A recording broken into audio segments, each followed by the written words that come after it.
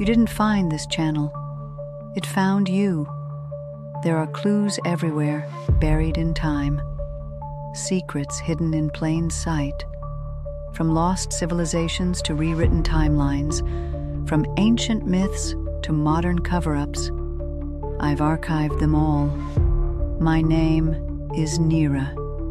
Welcome to the Shadow Frequency, the library they never wanted you to find. The vault is unsealed. Tread lightly and question everything. Let's begin.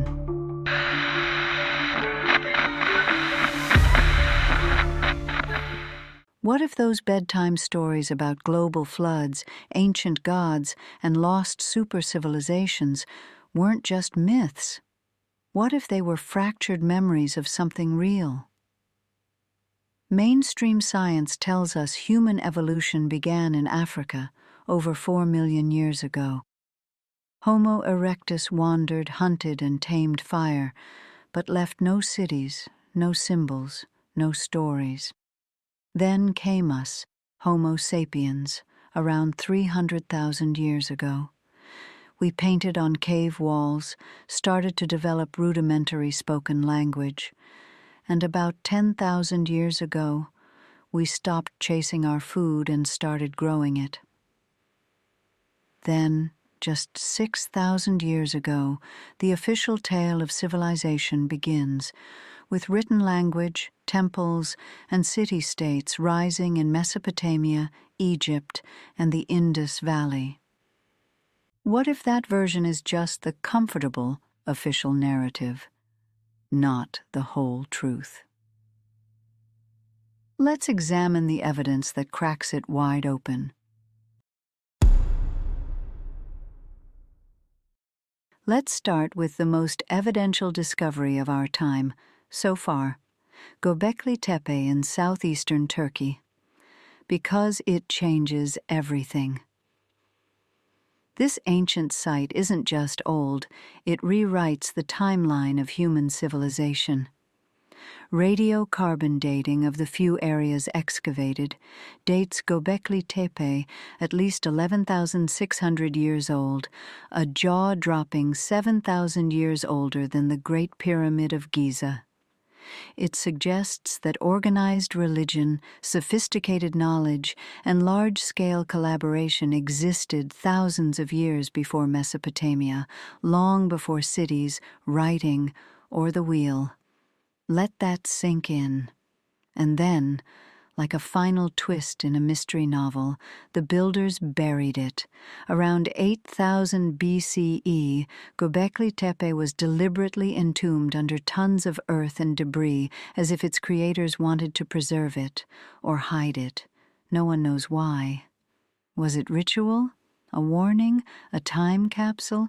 Whatever the reason, Göbekli Tepe stands as a silent anomaly, challenging the official story of our origins, whispering of a lost chapter in human history that we're only just beginning to rediscover.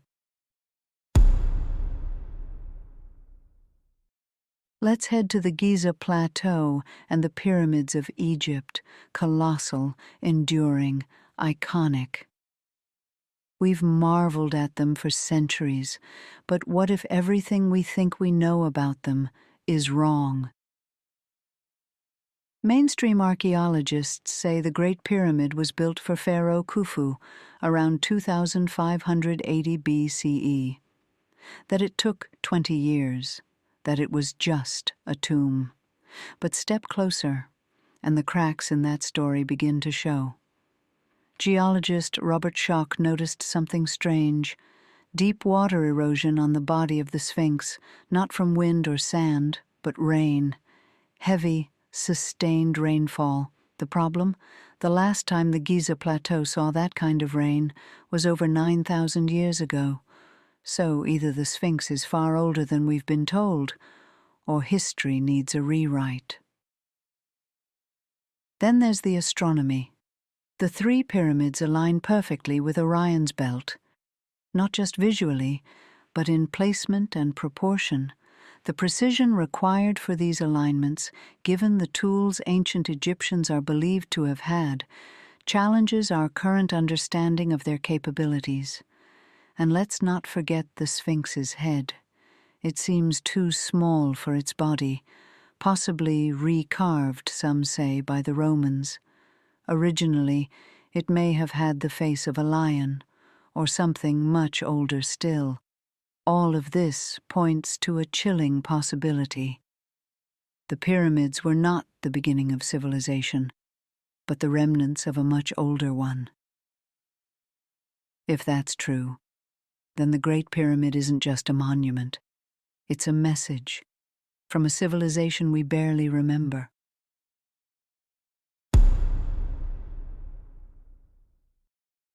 The African continent holds more than a few secrets.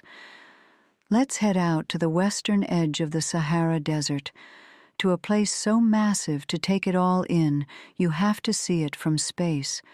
They call it the Richat Structure, or more poetically, the Eye of the Sahara.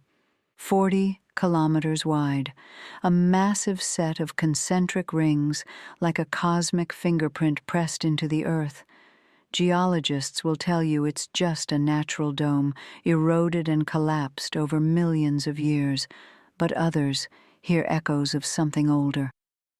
Let's rewind to Plato, around 360 BCE. He wrote about a civilization that rose to power, Atlantis.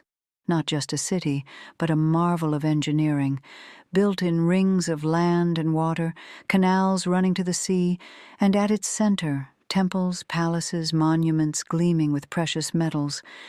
And then, in a single day and night, catastrophe. Atlantis was swallowed by floods and vanished.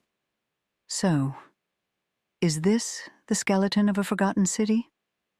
Skeptics roll their eyes. They say no temples, no grand ruins, no proof.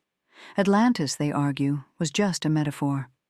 And yet, the eye still stares back at us, almost like it's waiting for us to see what's been right there in plain sight. To truly unearth the buried chapters of our forgotten history, we must rewind to the planet's last great upheaval, an extinction-level reset. Let's revisit one of the most mysterious and violent episodes in Earth's recent past. Roughly 12,800 years ago, the planet changed violently, a sudden plunge into an ice age, then, just as abruptly, a furious thaw. Glaciers melted with astonishing speed, sea levels surged, entire species vanished, ecosystems collapsed, practically overnight. But what caused this global catastrophe? The leading theory is the Younger Dryas impact hypothesis, the idea that a massive comet struck the North American ice sheet. The result? Explosive meltwater floods, raging wildfires, a nuclear winter of ash and soot, a climate in chaos. Others propose even more exotic triggers, a rapid pole shift or a weakened magnetic field that may have opened the door for solar outbursts to wreak havoc on Earth. Whatever the cause, the consequences were apocalyptic, and curiously, civilizations that shouldn't have existed yet seem to remember it. The ancients had another name for it: the Great Flood. All across the globe, we find echoes of this cataclysm. The biblical story of Noah, the Sumerian tale of Ziusudra, the Aztec flood myth, the Hindu epic of Manu and the fish. China's tale of Yu the Great and the taming of floodwaters. Dozens of ancient cultures tell the same story in different tongues, a world swallowed by water. Coincidence? Or ancestral trauma encoded into myth? Entire cultures were erased, and yet, in the aftermath, something remarkable happened. Out of the ashes, human civilization seemed to leap forward. Sites like Göbekli Tepe appear shortly after this event, like a memory remembered. The pyramids and the Sphinx, possibly far older than we're told, aligned suspiciously well with the timing of this global reset. Which raises a chilling question. Were the flood myths simply stories? Or are they distorted records of a real cataclysm, one that ended a high civilization we've all forgotten? If our past was wiped clean once, what else has been lost to water, fire, and time? So long as we keep digging, keep asking the questions they don't want us to ask, we might just uncover the truth, and with it, reclaim the story of Earth's history and who we really are. Thank you for tuning into the Shadow Frequency. I hope we've sparked your curiosity, and maybe a few questions of your own. You'll hear from me again soon. Until next time, stay curious, and don't trust the official timeline.